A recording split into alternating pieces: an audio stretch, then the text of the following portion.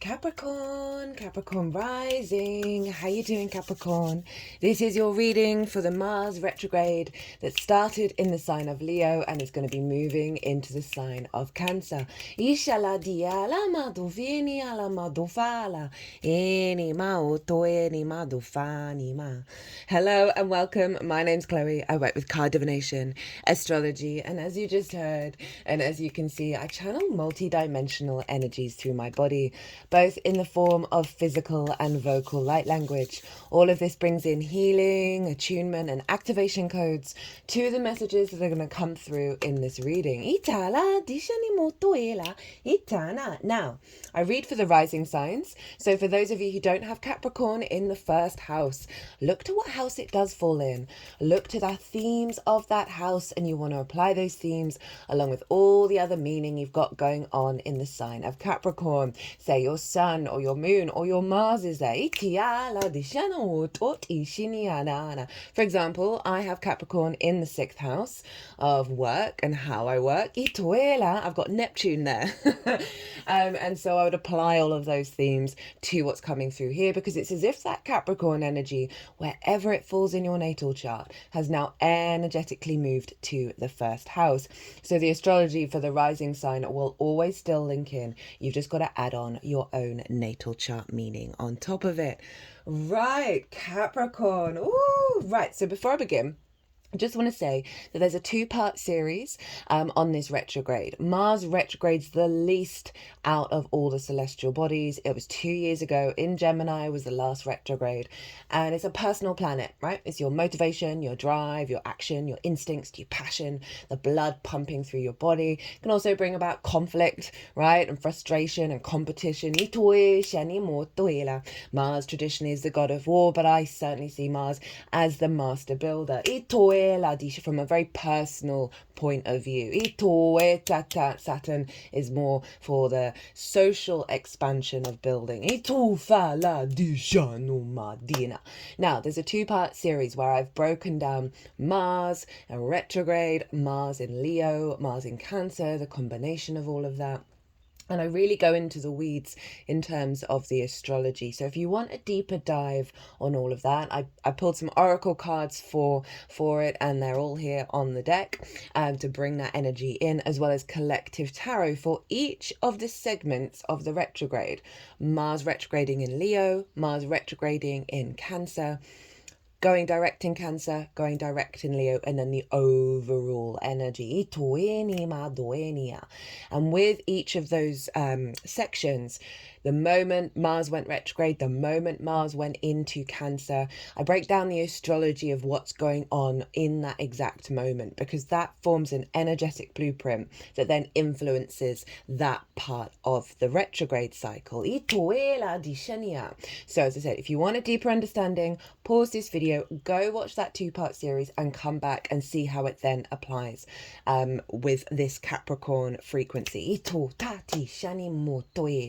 And I'm not going to be going into the details of the astrology. I'm going to be talking about the houses, what that means. I'm also going to be giving you some tips of how to make this transit make your understanding of this transit a bit more personal. So tips of like how to look at your natal chart to see what's going on.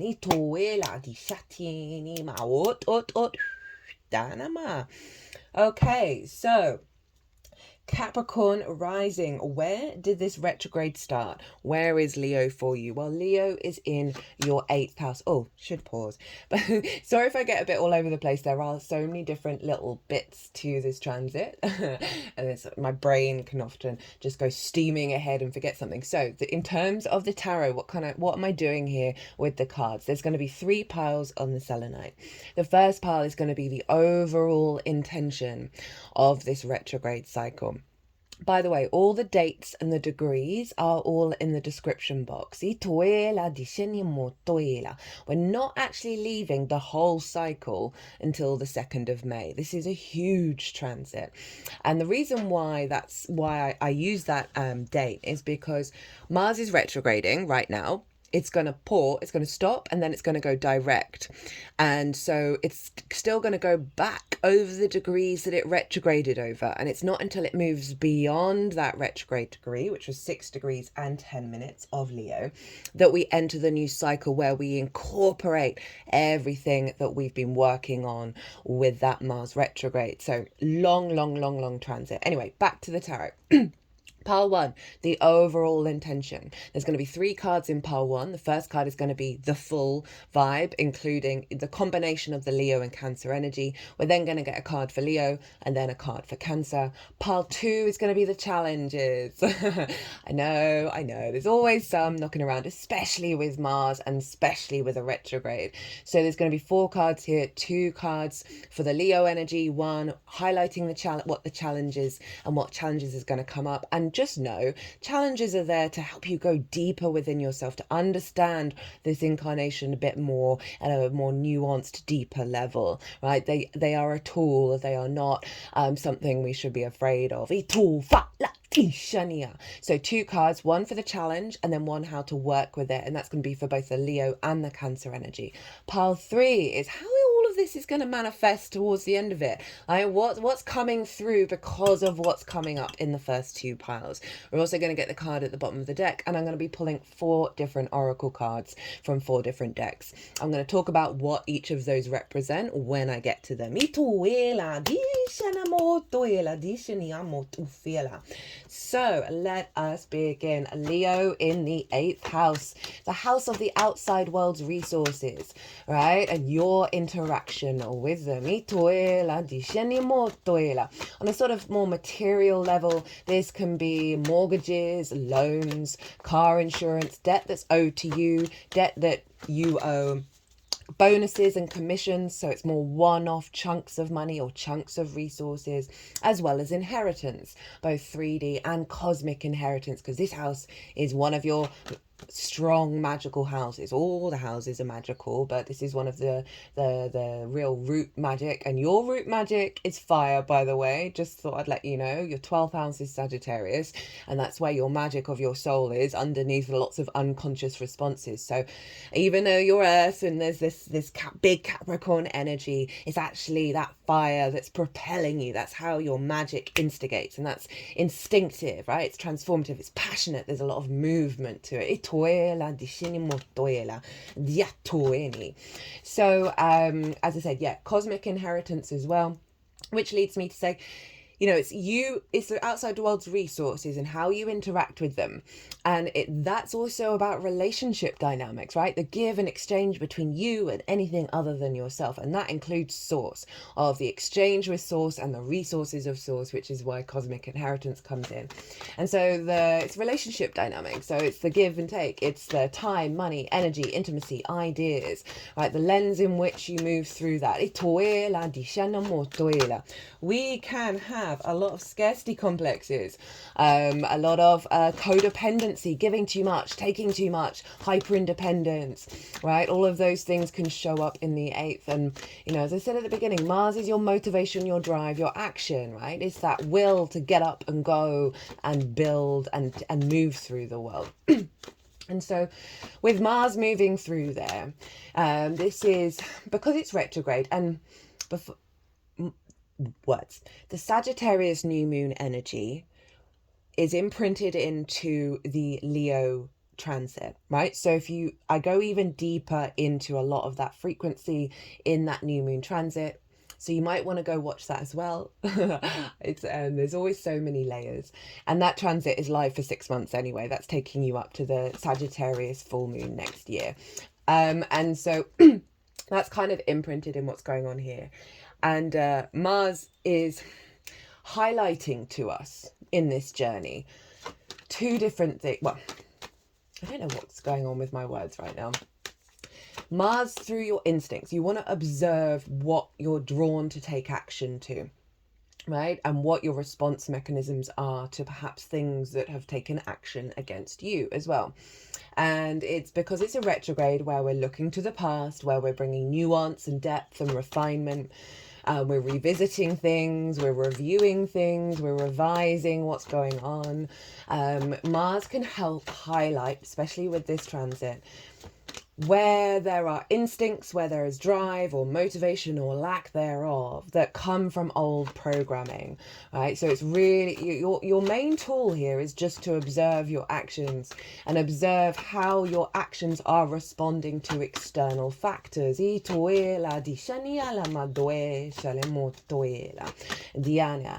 is also going to be highlighting where you're headed as well, right? So it's this intermingling of two sides of the same coin. Okay.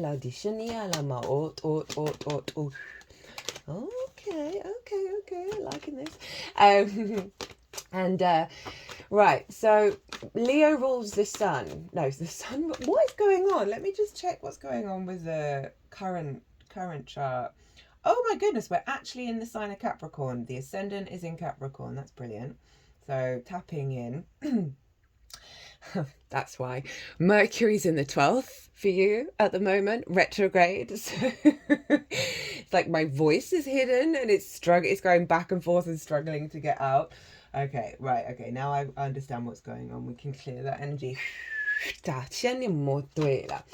So Mars is moving through Leo and Cancer. Leo is ruled by the sun. Cancer is ruled by the moon. This is huge, right? We've got a personal planet that's how we move through the world, how we build in the world, moving through the signs of the sun and the moon. And the sun and the moon, the luminaries are so powerful and they're so important to us. On one side of it, the sun is our vision, our will, our purpose, our animation, our divine light, right? Our conscious spaces. The moon is our emotional body, our unconscious spaces, our intuition, whether our needs are being met or not, and how we give and receive nourishment. So one, we're getting in alignment with the sun and the moon in the way that we take action. There's going to be highlighting where we may be blocked on our vision, our purpose, where our light may be hidden,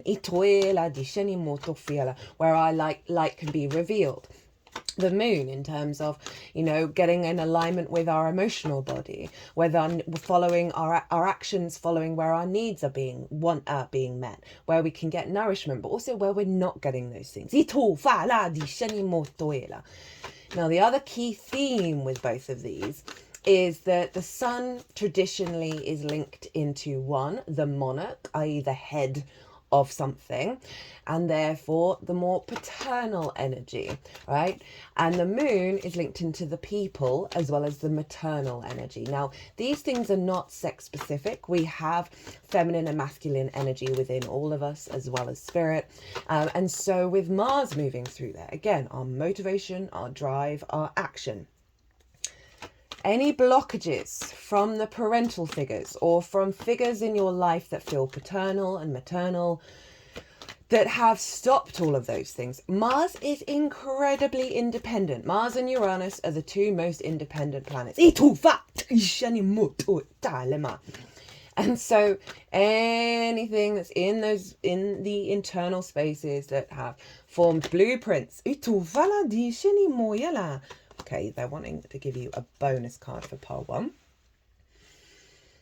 That we learn from our early years, that we learn from our parental figures, that we take from the ancestors, that we take from our past life energy that is blocking us in order for us to overcome those blocks.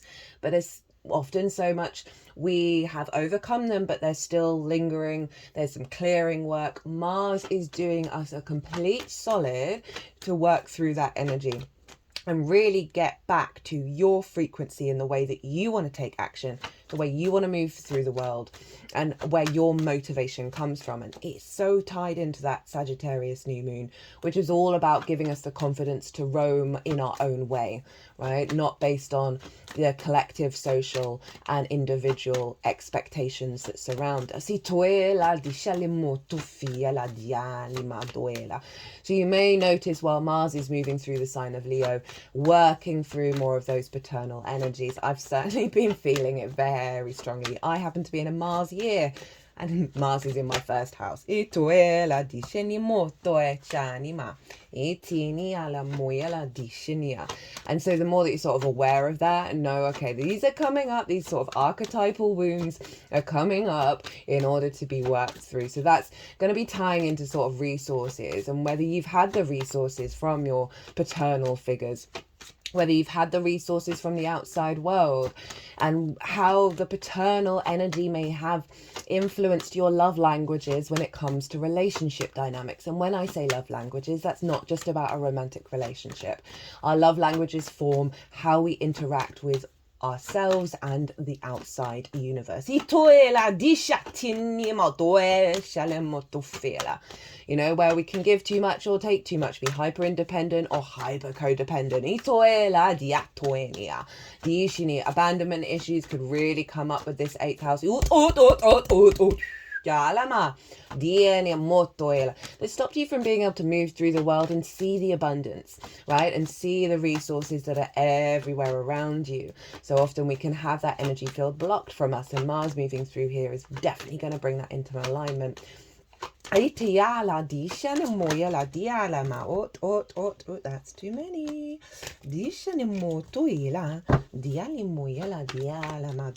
Although actually I do feel like one of those cards is now screaming at me and saying, you should have picked me. I'm going to go find it. That's right there. Brilliant.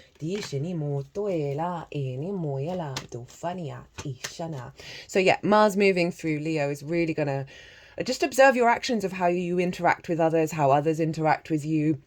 What is that? Is that causing conflict? Is that causing a sense of limitation, a drain on your energy? And all of these things are going to be very helpful tools to help you sort of go deep within yourself and try and reveal what unconscious responses are governing your instincts. The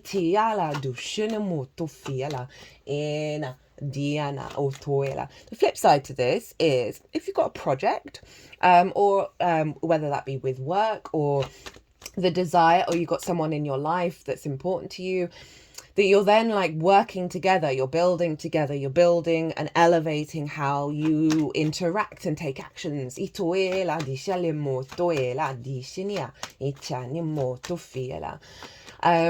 what else did I want to say? You want to look to the sun.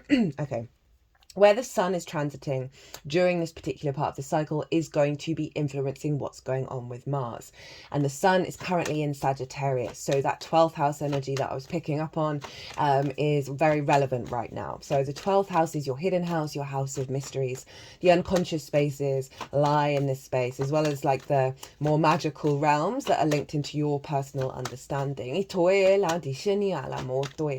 those unconscious spaces can be trauma responses and limiting beliefs, right? Those imprints that I talked about, the love languages that are imprinted, that then perhaps can then come out in the world that aren't to do with you. We can also get anxiety, depression, loss, grief, isolation show up here.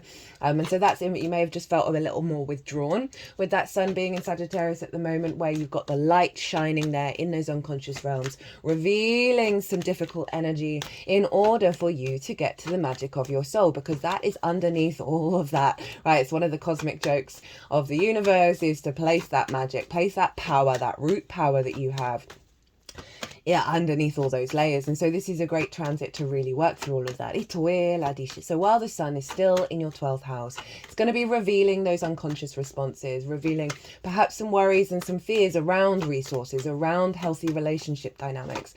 And because the sun is in the 12th, this is giving you a great time to contemplate that, to have the vision and get the downloads in order to understand, okay, what's the truth of how you want to move through the world? Are you going to let the outside world or certain relationships that may have not necessarily have been a reciprocal stop you from truly being who you want to be and how you want to share and give and be engaged with the world, right? That 8th house, say you wanted to start a new business and you were like, I need a loan first and I can't do anything until I get that loan, and then you don't get the loan in the time that you think you're going to get it, and that kind of stops you from doing things, rather than going, okay, every day I'm going to try and do a little thing that's going to help activate it, right? Rather than prioritizing getting what you need externally, the 8th house energy is really helpful to then bring those resources into your inner world and build from that place. And then you'll be out of conflict with, I need that, why am I not getting that, right? Rather than that kind of space. I'm in this relationship and I'm not getting what I need. Right, that sometimes that's a time of setting boundaries or realizing that relationship isn't serving you, or really digging really deep, tending to your inner world, making sure you're giving from your saucer, not your cup, and giving from your heart, right? The sun is then going to move into Capricorn. And so everything that's being revealed in the 12th through your actions is going to be then, you're going to upgrade your first house, right? Your embodiment of self through your actions and your deeds, your character, your sense of self, your body, often how other people see you. So there's going to be a real vision of who are you? What do you want to do? And with all that you've picked up from that 12th house transit, how are you going to implement it? How are you going to show up? How are you going to bring all yourself into the outside world, into those relationships? You're also going to see, if you follow your actions, it's going to lead you to resources from source. My root is wiggling right now. So source is obviously going to be helping you with both the challenges and the blessings for you to be safe and secure in this world, right?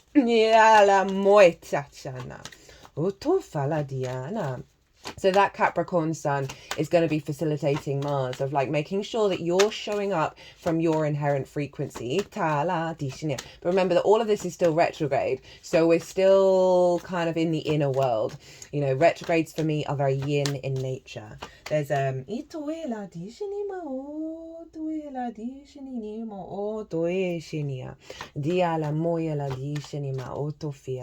it's about observing, it's about bringing nuance and depth and not rushing into things, not expecting lots of direct action. Give yourself time, allow yourself to, as I say, observe those actions and how they're evolving and how they're shifting and changing.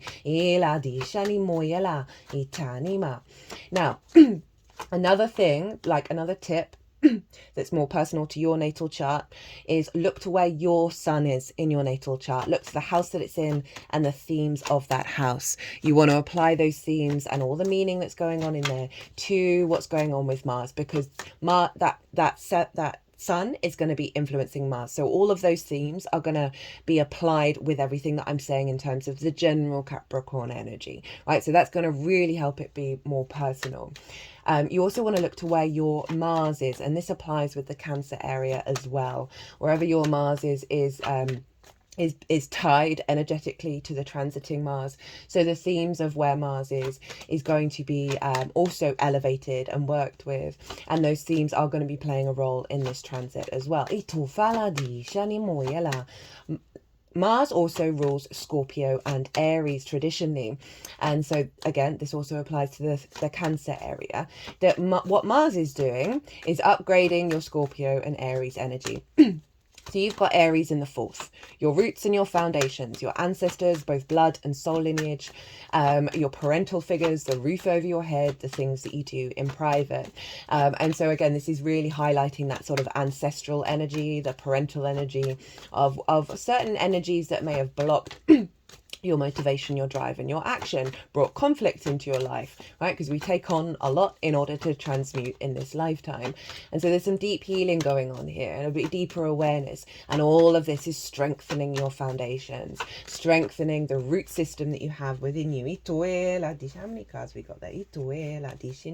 Strengthening that root system and, really allowing you to integrate. What does safety and security mean to you, right? Mars, as I said, very independent, wants to move around, wants to do things, right? And so with this Aries energy being upgraded and this foundational space being upgraded, that's your energy, not just your literal home, that this is going to be facilitating how you then move through the world and how you take action, because there's a heightened level of independence, especially with that Aries energy.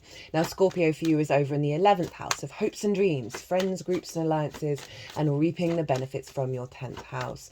So this is the house of good spirits. Now, sometimes our motivations, our drives and our actions and the lack of resources may limit how we hope and dream.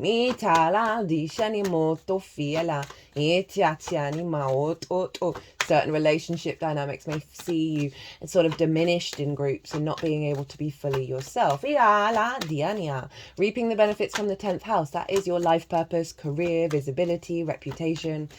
And so again, sort of the wounds around that, Mars is helping elevate by you getting more in a healthier alignment with your independent spirit in the way that you interact with the world and not letting it pull you down if you've had certain disappointments, as well as bringing in some resources that's in alignment with where you're headed in your hopes and dreams, where you're headed with what you're gaining from your 10th house, that deeper understanding. I really feel like Source is just helping ground you into your Mars energy that's allowing you to move in a way that's serving, elevating that life path and the benefits that you're getting from it. You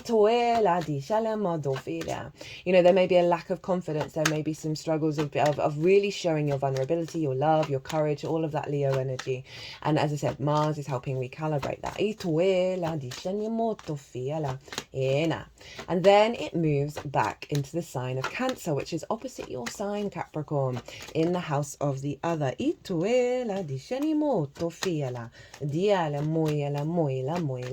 Now, this is intimate friends, one-on-one clients, business partners, long-term romantic committed relationships, as well as your relationship with Source. Oh, I've just forgotten something.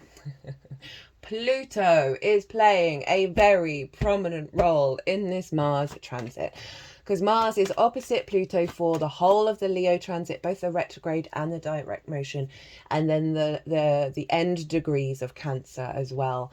And we've had this Mars-Pluto opposition for a little while now. We had it while it was in the sign of Cancer, opposite your sign, when Pluto was in Capricorn. And all of this has been highlighting the wrong use of power.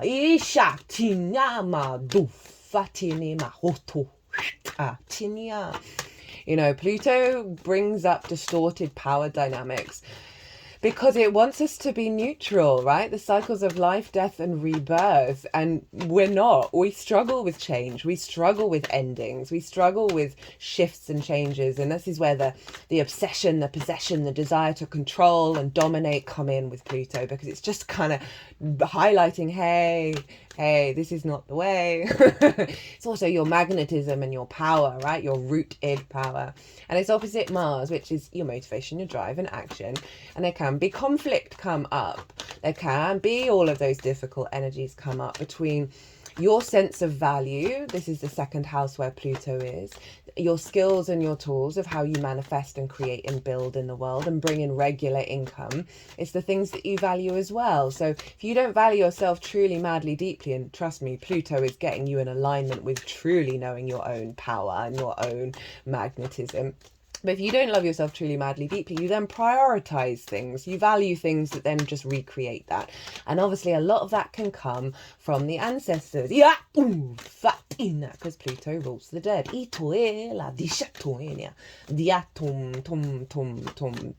So we have this opposition going on between where your motivation and drive may have been in conflict with your own value system, and that can be staying in relationships that aren't valuing you.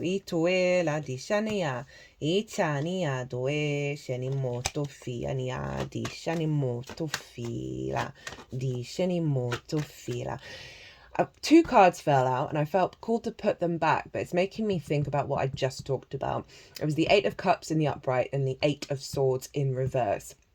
Now, the 8 of Swords in reverse is like the veil being pulled back, the cage, the illusion of the cage. You're aware of it and it's falling away. And that 8 of Cups is moving away from unconscious responses that are so deep within us that they feel comfortable, even though they recreate neglect, that codependency, of your capacity to walk away from that and get a higher perspective. And that's kind of summing up that value, right? That limiting belief around your own value that is, you're then seeing, oh, that's why I did that. That's why I do that. And you're now capable of walking away from it. So that's just a little mini message that's come through.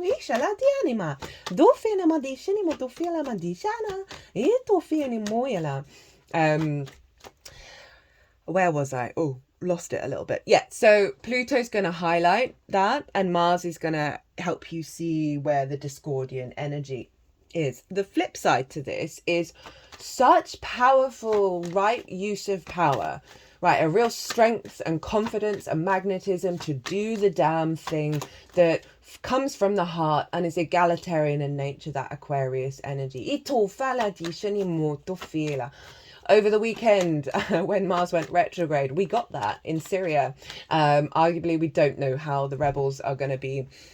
I mean, it's so often that they just recreate the old systems, but that sense of, and you think of the sun and the monarch, right, of something losing its authority, actions happening that are getting rid of things that have had a power over you, that unintegrated ego. And for instance, in Syria, Assad, and that you know, the Aquarian energy of wanting everyone to be in a collective. And one of the messages from the rebel group was like, all different peoples in Syria we want them to all be welcome and to be at peace with each other, right? That is such an Aquarius energy of like, then off with your head of the monarch. It's just so on the money.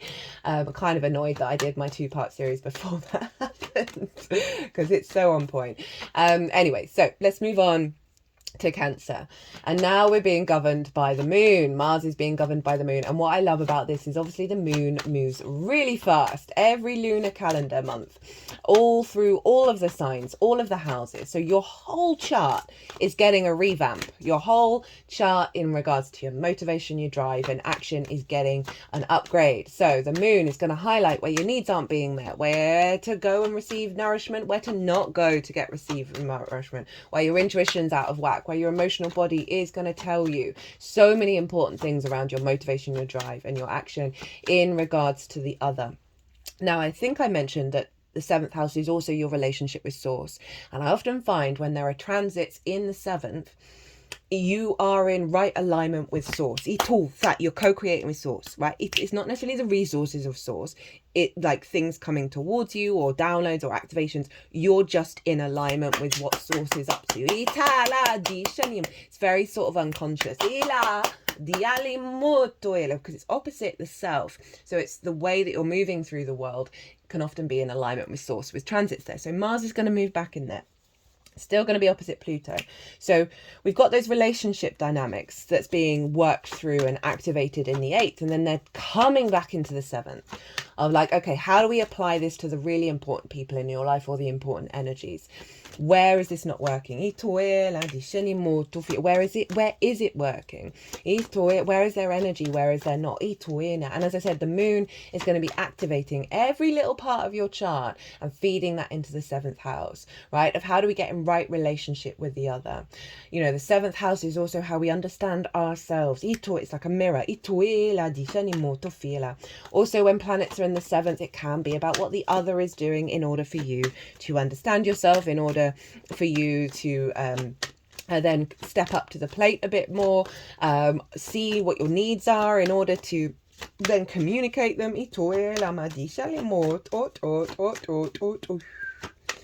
And whereas before with the sun, it was sort of the paternal wounds, we now have the moon, which is more maternal energy, right?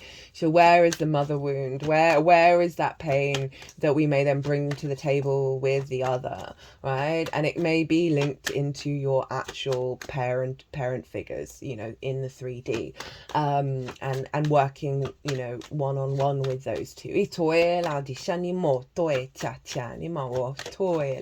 You know, where is there nourishment and where isn't there, right? That sort of very Cancerian energy, that caretaking energy. Or you want to look to where your moon is in your natal chart as well, because the themes of that are going to play a role in what's going on with Mars when it's in Cancer. It's going to be in Cancer for most of the time. For example, I happen to have my moon in the 7th, right? And so always the moon transits are in link with the other, and like how I understand myself in regards to them. And if we pull back to where Pluto is in the 2nd house of how you value yourself, that's going to be a very key role, and that's all interlinking with the 8th house of then when Mars moves forward, you're going to see a higher alignment of that interaction rather than, you know, the codependency or the hyper independence, right? Because, you know, both sides, extremes in any case, are not healthy. For some of you, it may be about sort of some conflict going on when you're not feeling valued.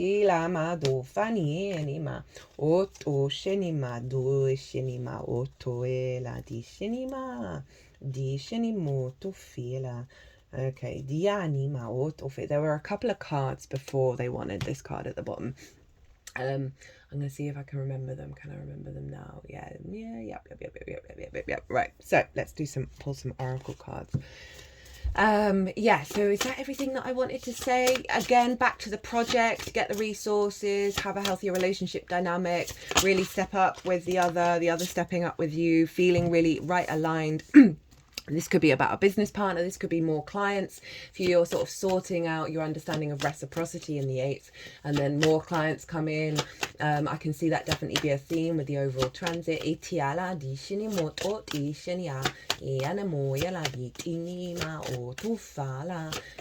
I'm really all working together towards the end of it. And you having a deeper resonance and understanding of yourself, of like, why do you act the way that you do? Why you have the motivation that you do, and taking it to the next level. If you want to go even further into the weeds of astrology, right, you know where I said look to where your sun is and where your moon is. So I have my sun in the 2nd house of Virgo. Right, and all those themes which I talked about for you in Aquarius, with Pluto being there. So Virgo's ruled by Mercury, and so I'd want to look to where my Mercury is, because my Mercury is going to be influencing the sun and therefore influencing what's going on with Mars. And so you've got those two themes come up. So I happen to have Mercury in Leo, and they're in mutual reception. So the energy transfer of what's going on with Mars, the buck stopping between Mercury and the sun, and yours might go around the whole chart, and so that's going to add on and give you an awareness of the many nuances and areas of your chart that Mars is going to be working through. The same with your moon. I've got my moon in Aquarius, which is ruled by Saturn, and my Saturn is in the 4th house of Scorpio, which is ruled by Mars, and Mars is in Leo, ruled by the sun. So if you see, sorry, that was a bit more convoluted, but you can see how, like, basically half your chart could get involved with either the Leo transit or the Cancer transit. And so that's just going to really give you a deeper understanding of what this absolutely huge transit's going to do. So all overall, the moving forward energy is sort of healthier relationships with the outside world, healthier relationships with source, with people on which then it really influencing the one-on-one connection. There's an alignment with your hopes and your dreams and your sense of home. For some of you, as I said, this could be a project of moving in together, of renovating the house, and these are hopes and dreams or you know, working with a business partner, so you're feeling stronger in your foundations, and it's elevating the resources you get from your life purpose, your career. So I'm bringing in the Scorpio and the Aries energy to sort of tie that all up.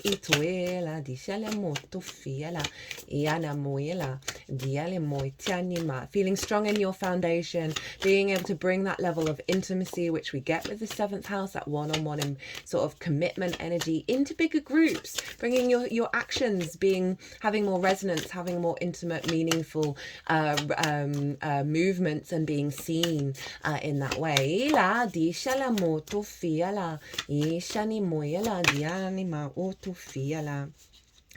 And you know, that opposition energy can highlight where things are out of balance, right? Can really feel like very isolated away from both your Aquarius energy and your Capricorn energy. So there may be lots of stuff going on. You may feel like you're doing lots of stuff for other people and that you're kind of left out in the cold a little bit, right? And just know that's helping you rebalance that, right? It's also helping you sort of figure out, well, do I want to stop doing these things, even if I'm not being seen, like that unintegrated Leo energy?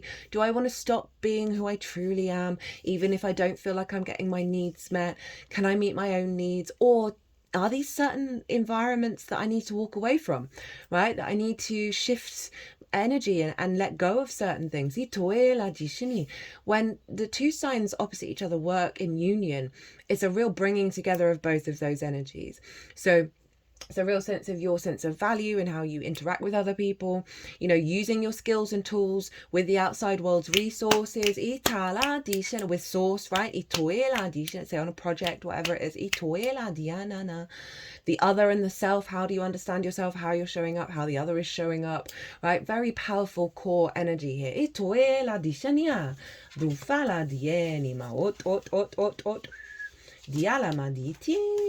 Right, okay, so let's get into the tarot. Oh my goodness, 40 minutes in. This is probably going to be my longest reading. Okay, Capricorn. Right, there's your bonus card. We'll leave that at the end. So the overall energy, and then the Leo and Cancer energy. So we have the Queen of Cups as the overall intention of this transit. Then the Ace of Cups for the Leo energy, and the Temperance card for the Cancer energy. So that Queen of Cups, this is, this is deeply nourishing of your emotional body, of your needs, right? Of your intuition, of your sense of love and your imagination. The Queen of Cups is very psychic. She can see far and wide, and she is not worried. In fact, she is so serene, she is turning into her environment. You see her foot is turning into the ocean. And so this is a real sense of serenity. It's my key word for the Queen of Cups. She's loving and kind and generous. And I love this as a two-pronged energy of you tending to this, you tending to your needs, your nourishment, and also this sense of serenity in terms of the resources and whether you are getting them or your relationships. Like there's this inner wisdom in your water body that's coming through that's going to allow you to interact with the outside world from this place of serenity and this place of care and love, right? Rather than that being diminished by old experiences. Ina, dina, otoena, so that's really beautiful in terms of your capacity to care for yourself and others, which is what we want to be able to do, really. So that's all tying into what's been coming through with the 8th and the 7th house, and how that impacts your own value and your sense of embodiment.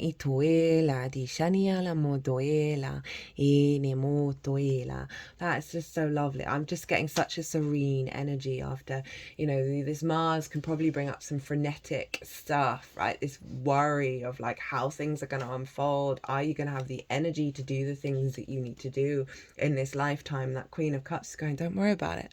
Don't worry, there's a real softness there. Then we have the Ace of Cups for Leo. And so I said, it's so interesting. I said, give from your saucer, not from your cup.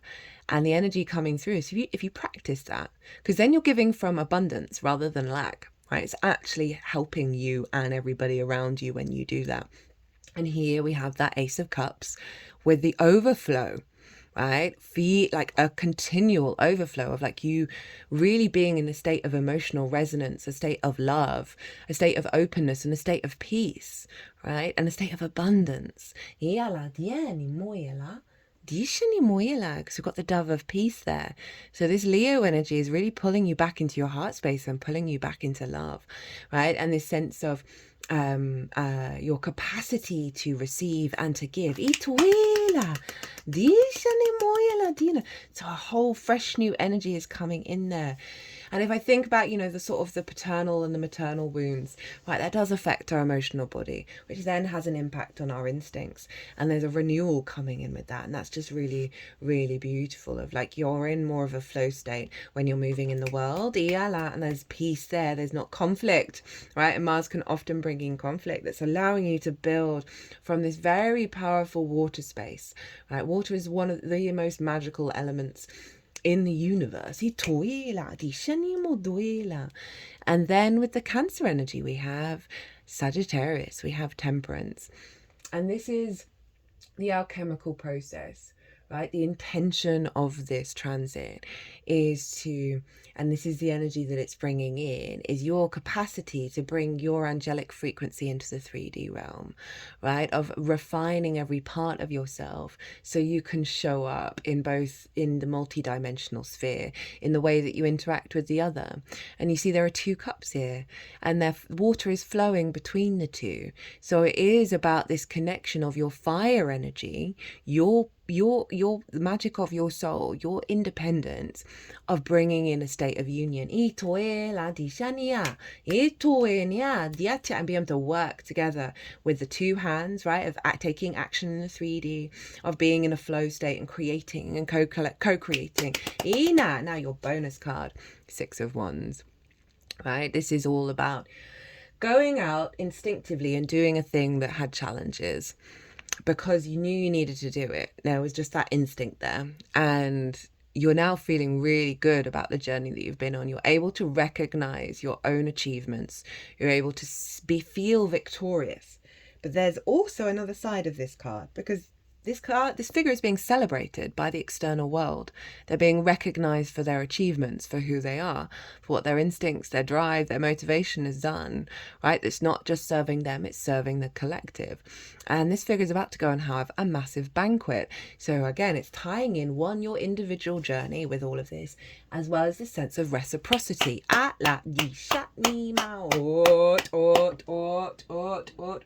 Di shanima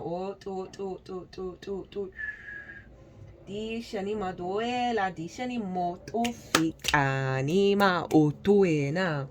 Okay, so the challenges and how to work with it. So for the Leo energy, we have Judgment in reverse, and then the 7 of Cups, which was the card that was screaming at me to go get it. So Judgment is Pluto. So that's very appropriate for the opposition of Leo and Pluto. And it's in reverse. And this is... So Judgment in the upright is about the ascension process of unraveling entangled, stuck energy from old paradigms. So you see here, these are the dead, right? And this can be old versions of self, your ancestors, and past life energy, where there's a grievance, where there's a wound that is still floating around in the energetic field.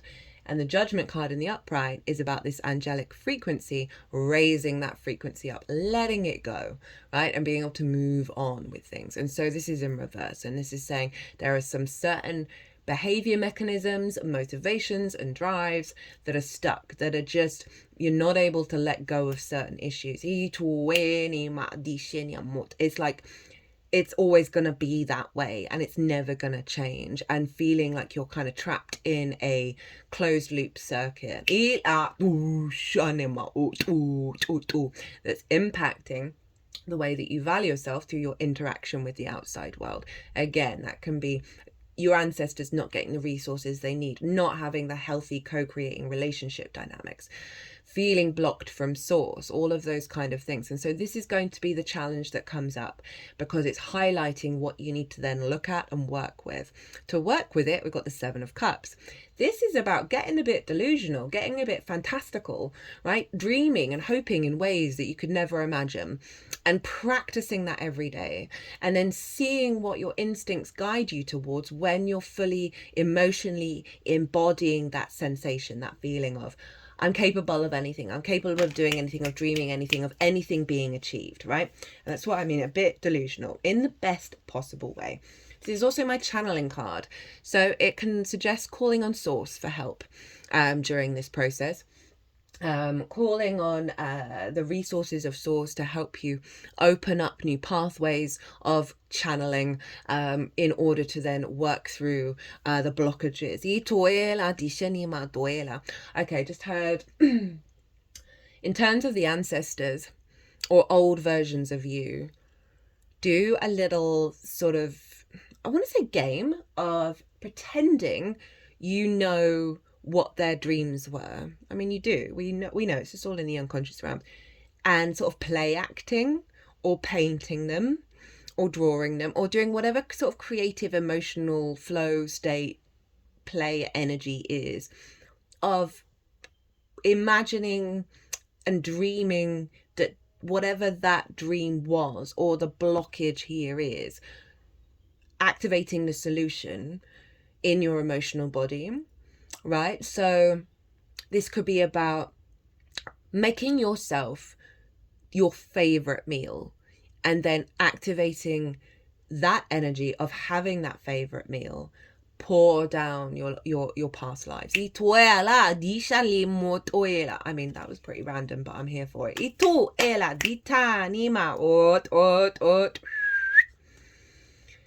For the Cancer energy, the Knight of Pentacles and the Queen of Swords. So the challenge is, okay, I'm getting two things here. One, that perhaps things are a bit slow motion, right? That you're getting a bit frustrated of the rate in which things manifest, right? And that's leading to sort of dissatisfaction, maybe conflict, maybe drama, in terms of those one-on-one relationships. And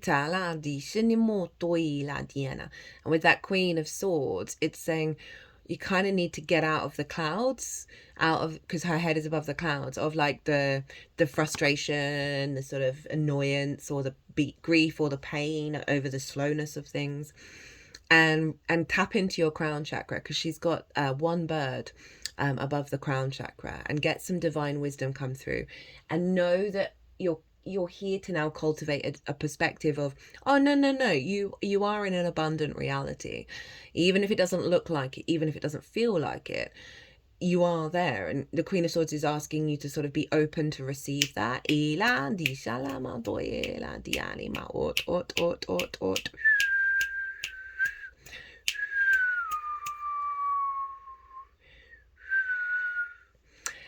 And this is also around, you know, that first message was perhaps outwardly external to you, things not taking place. But in terms of the inner world, of you not being able to do the things you need to do on a day-to-day basis to get into right alignment of building and co-creating. So for some of you, this is about being hyper independent and giving up too soon. Because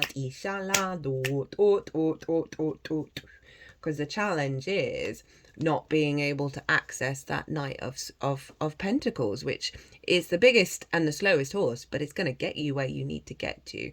It has Oakleys, which represents wisdom and strength, and sort of the inability to feel that in the 3D world, to feel safe and stable and secure when you're engaging with the other, right? To want to build with the other, to want to have, and that can very much be sort of, that those wounds from the maternal of recreating perhaps some neglect that you have, of wanting to work together with other people and perhaps always doing a cut and run. And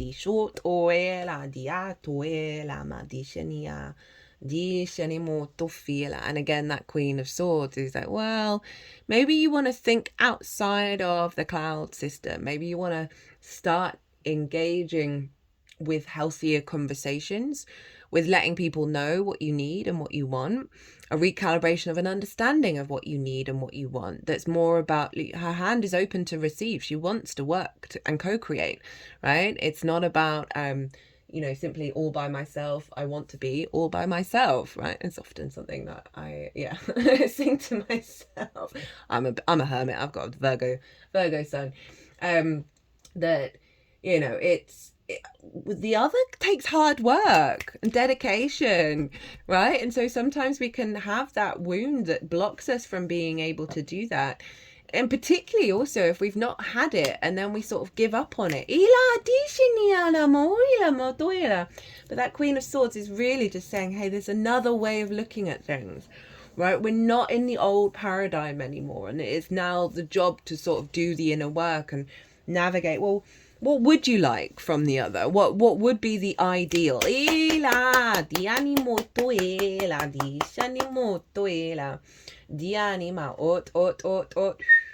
Ooh, oh, interesting. So the outcome, we got that 8 of Cups again. We got the King of Pentacles, the 8 of Cups, and the 7 of Wands. Now, the King of Pentacles, this is about you being in your power, Capricorn. This is about you creating from a place of abundance, of knowing that every action that you take is an abundant act, it is creating at all times. And when you're in that space, you then start drawing towards you that abundance when you're aware that everything that's going on around you is an abundant energy. But it's very much you being in your power and your sovereignty of your own energy, right? And feeling the love, feeling the creation, feeling the desire to build and manifest in the 3D world when it comes to the capacity to work with the resources of the outside world in relationships as well as actual things. And then how you're showing up with the other of like, I'm in my power and I want to create. So I love that energy. And then the 8 of Cups. And through this experience, it's going to allow you to really fully walk away from those unconscious responses, right? Those love languages that we recreate because you're more in your power. And then it's drawing towards you this sense of confidence in who you are with the 7 of Wands, right? You have the higher ground. You know your own value. You're able to work with the outside world and not be in a state of scarcity anymore.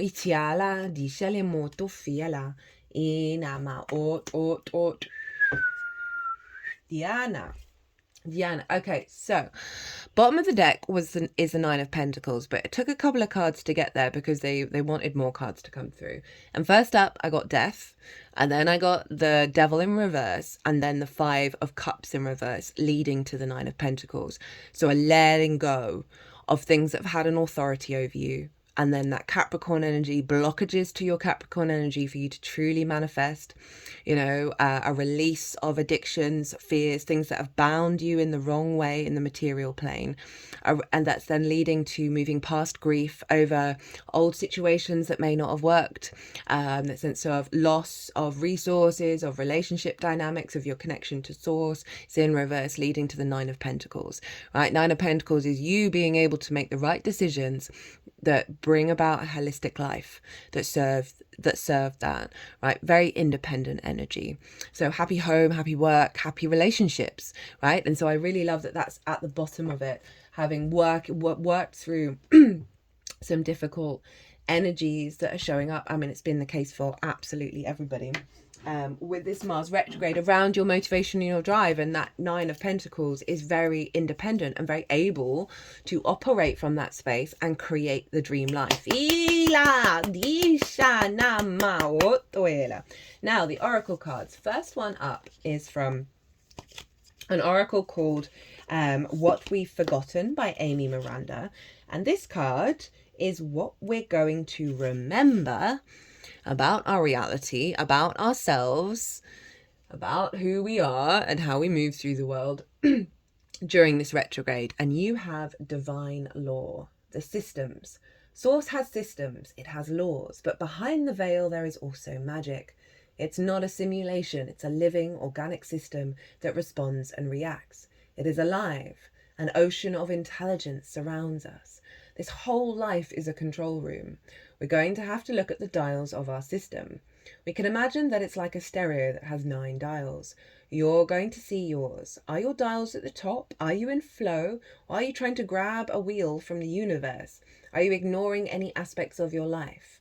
When you're feeling out of balance, we look at the controls. First, the all. We know the energy is everything and everything is vibrating. We know that energy is everything and everything is vibrating, right? Are you holding on too tight or stuck? Are you moving in flow? Is there something happening with polarity? Are you on one side of the dial more than the other when it comes to perceptions, perspectives, or relationships? Hello, Queen of Swords. Are you out of rhythm? Are you trying to set too many plans that aren't in harmony with the tides? Is something happening in your life because it's the twins, cause and effect in action? Are you trying to avoid an effect that happened because of a cause? For the final 7th dial, are you recognizing all aspects of yourself and situations? The space between the feminine and the masculine. Take time out to recalibrate your dials and notice what changed. So all of those things are really helpful with the process that you're going to be going through, because it's getting you into divine balance, divine law, and an awareness of your inner structure with the universe, right? And that's so lined with the 8th house of being your relationship dynamic with source, the resources of source, right? Getting you back into the frequency of divine law that's allowing access to that, and therefore access to healthier relationships.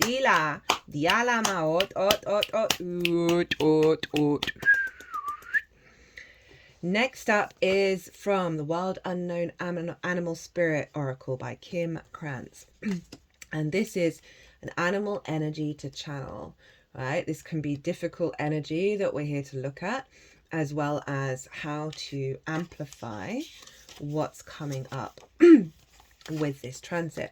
And I'm using this deck because Mars is very primal, right? And very instinctive. And so bringing out the animal deck is just perfect. Hard worker, loyal, tireless, family first. The beaver personality is a welcome sight. These good-natured and dependable creatures have infinite love and enthusiasm for family. That's that Queen of Cups, that's that Ace of Cups, Itoi, and the temperance energy of bringing it into the 3D. Diala di Shini, and express it by way of the earth element, providing a home and financial stability. Although a beaver doesn't usually initiate a project, once started, they'll work steadily for weeks, months, or years. I love that with the challenge of the Knight of Pentacles. It's like the challenge is the block to that, and through embodying it, you're releasing the power of the capacity to trust the unfolding of time and the way you build on this planet with the outside world. They work steadily for weeks, months, or years to see it through. The beaver card appears when the task at hand requires your long-term, steady effort. It can also signify that it's time for some karma yoga, selfless service. When in balance, happy, meaningful work. When out of balance, feels useless, worn out. Bring into balance physical labor, selfless service. I am feeling with that Ace of Cups that there is an energy here that needs to be activated first, and that is the act of selfless service to self. Right? Be in service to yourself. Be that Knight of Pentacles to yourself. Be wise and strong for yourself. Show up for yourself every day. Build for yourself. Build that internal structure where you may feel vulnerable, you may feel weak, you may feel drained and distorted. Strengthen that in order for you to be able to do this for those around you and the collective through your inner growth.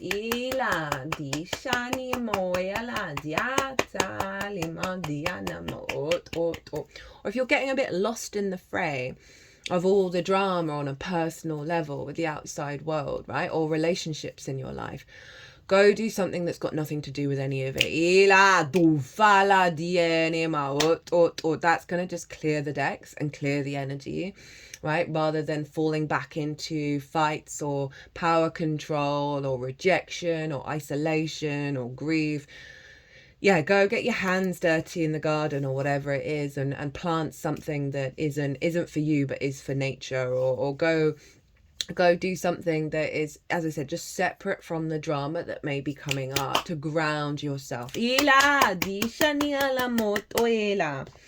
Okay, next up from the Shaman's Dream Oracle. Ooh, Tofinia. This is helping us on the path, right? This is kind of the path, what's unfolding. Right, and how to help us in this journey. We have keeping a clear mind, hurtful thoughts, groupthink. The human mind can be so many things: a prison, a latrine, a circus, a temple, a cave. It can be a place of restriction or a place of never-ending expansion. Right now, be careful of where you wander in your mind. The quality of your thoughts is key, as you're in a fertile time for full manifestation. You want to ensure that that's that Pluto in reverse, Judgment in reverse with the 7 of Cups, of getting out of the old feedback loop, right? The closed loop circus. Oh, interesting. And allowing yourself to enter into the new realm and be able to build from that.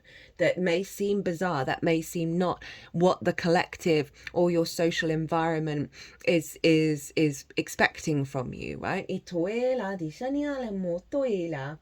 Right now, you want to ensure that the seeds you plant will sprout and flourish into the life you seek to grow. Be mindful not to scatter weeds. I mean, most weeds are very, very healing, and I struggle with that word. It's easy to be influenced by others right now too, especially in our digital age. It's hard to protect yourself from the energy and the sheer amount of information bombarding you 24/7, especially Mars in the 8th, right? Of your actions being influenced by the outside world. So you might want to do some protection energy before you leave the house, or when you wake up in the morning, especially with the 11th house of Scorpio, of groups, right? And that can often be where our group think is going on. If you allow all the fear and uncertainty to pollute your mind and emotions, you will fill yourself up with this negativity and then see more of it in the outer world. Stay out of gossip and other forms of groupthink, for when you cut another person down to their level due to their perceived mistakes or limit them by your envy, you activate lack for self. That's reaffirming, like so often we pull back, we diminish, we stop being who we truly are in how we engage with the outside world for often very good reason. If we're taken advantage of, right, or we're just feeling very grief stricken over what's going on, but we're actually denying the truth of our own frequency, right? And so this is saying it's not about overextending yourself. Remember that Ace of Cups. It's about really, really self-care and not being influenced by the behavior of others in how you behave.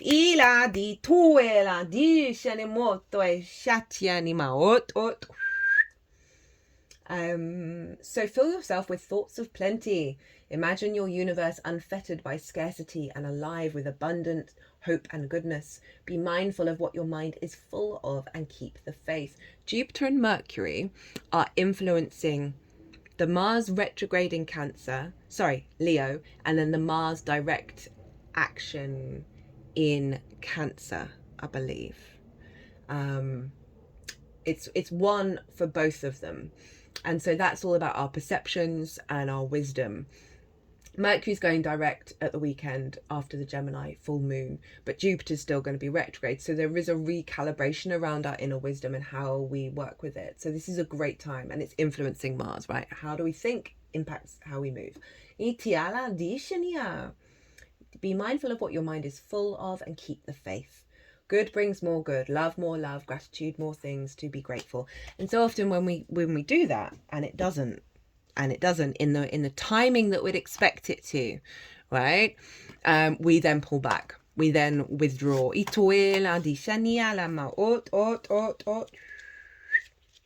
Okay, final oracle card from Rainbow Brain Skull, which is currently my new favorite oracle deck. All the decks in the description box, by the way. Take a break from cheering and jeering at the circus. So there's two things about the circus here that may be relevant. Haven't you noticed that it's always been this way? No one is forcing you to participate. You can always step outside and do something else. So that's doubling down on the groupthink, as well as other themes around what's blocked your capacity to move through the world that isn't influenced by the external world and external interactions, right? The chaos. Switch off the news. Go figure out what your motivation drive is rather than how it's been influenced by the collective. I'm just feeling called to look to the bottom of the deck of Rainbow Brain Skull. We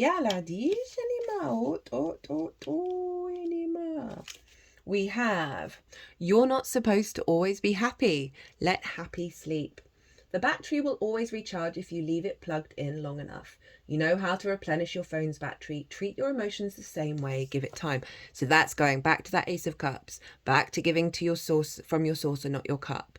You need to restore yourself. You need to cultivate your inner frequency in order to show up in your true authenticity with the outside world. And this Mars retrograde is allowing you to slow down, right? And for the rest of the Sagittarius season, that is calling you to be more inward. It is calling you to allow yourself more rest. And then with the Capricorn part of it, of activating the awareness of what you've integrated through your dream time and through that pause energy, then see how to apply it in the first house. Right, Capricorn, I'm going to leave it there. I hope you enjoyed this reading. I hope it resonated. If you did, hit that like button, leave me a comment, brings me so much joy. If you want a personal reading, perhaps to deep dive a little further into this or anything else at all, my details are everywhere. You can book through my website. If you want to pay by PayPal, email me directly. But other than that, Capricorn, be good to yourselves, be good to those around you. Safe travels and be well until we meet again.